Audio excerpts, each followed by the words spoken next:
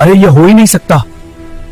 मैंने अपने हाथों से यहां से गुठली निकालकर फेंक दी थी, फिर ये दरख्त कैसे उग गया? क्या हो जब एक सूखी गुठली सिर्फ एक दिन में खजूर का पूरा दरख्त बन जाए, वो भी तब जब जमीन के अंदर गुठली मौजूद ही ना हो। तो सोचिए उस नबी का मुकाम अल्लाह की नजरों में कैसा होगा। आखिर हुजूर सल्लल्लाहु अलैहि वसल्लम ने उस यहूदी को ऐसा क्या जवाब दिया? यकीन मानिए ये मौजा देखकर आपकी रूह ताजा हो जाएगी। एक मर्तबा का वाकया है। एक यहूदी नबी करीम सल्लल्लाहु अलैहि वसल्लम के पास आया। उसके हाथ में खजूर की एक गुठली थी। उसने शर्त रखते हुए कहा, अगर आप अल्लाह के सच्चे रसूल हैं तो इस गुठली से सिर्फ एक दिन में दरख्त उगा कर दिखाएं और उसमें खजूर भी लगे हों तो मैं मान जाऊंगा। नबी करीम ने उसकी शर्त मान ली। आपने अपने मुबारक हाथों से गुठली को जमीन में दबाया और अल्लाह से दुआ करके चले गए। लेकिन उस यहूदी के दिल में बेचैनी होने लगी। वो सोचने लगा, अगर सच में दरख्त बन गया तो मुझे मुसलमान होना पड़ेगा। यही सोचकर वो शाम के वक्त चुपके से वहां गया और जहां हुजूर ने गुठली दबाई थी उसने वो गुठली निकाली और दूर फेंक दी ताकि न गुठली रहे न दरख्त उगे। मगर जैसे ही सुबह हुई वो यहूदी वहां पहुंचा तो मंजर देखकर उसकी आंखें फटी की फटी रह गईं। वहां खजूर का एक बड़ा दरख्त खड़ा था और उस पर ताजे खजूर भी लगे हुए थे। यहूदी ने हैरत में पड़कर फौरन 2-3 खजूर तोड़े। उन्हें खोलकर देखा मगर वो हैरान रह गया। उन खजूरों के अंदर गुठली मौजूद ही नहीं थी। वो घबराया हुआ भागा भागा नबी करीम की बारगाह में गया और कहने लगा, सब कुछ तो ठीक है, दरख्त भी है, खजूर भी है, मगर इन खजूरों में गुठली क्यों नहीं है? नबी पाक ने मुस्कुराते हुए फरमाया, गुठली कैसे होती? वो तो तुमने शाम को ही निकाल कर फेंक दी थी। ये सुनते ही उस यहूदी का दिल पिघल गया। उसे यकीन हो गया कि इनसे कोई बात छुपी नहीं रह सकती। उसने उसी वक्त कलमा पढ़ा और मुसलमान हो गया। सुभान अल्लाह, क्या बात है हमारे हुजूर सल्लल्लाहु अलैहि वसल्लम की शान की, जिनके हुक्म से बिना बीज के भी दरख्त फल देते हैं। अगर आपके दिल में भी हुजूर सल्लल्लाहु अलैहि वसल्लम के लिए मोहब्बत है तो कमेंट में सुभान अल्लाह जरूर लिखें। इस मौजज़े को अपने तक मत रोकना, इसे शेयर करके सदका जारिया का हिस्सा बने और ऐसे ही ईमान ताज़ा करने वाले वाक़ियात के लिए चैनल को सब्सक्राइब किए बिना हरगिज न जाएं।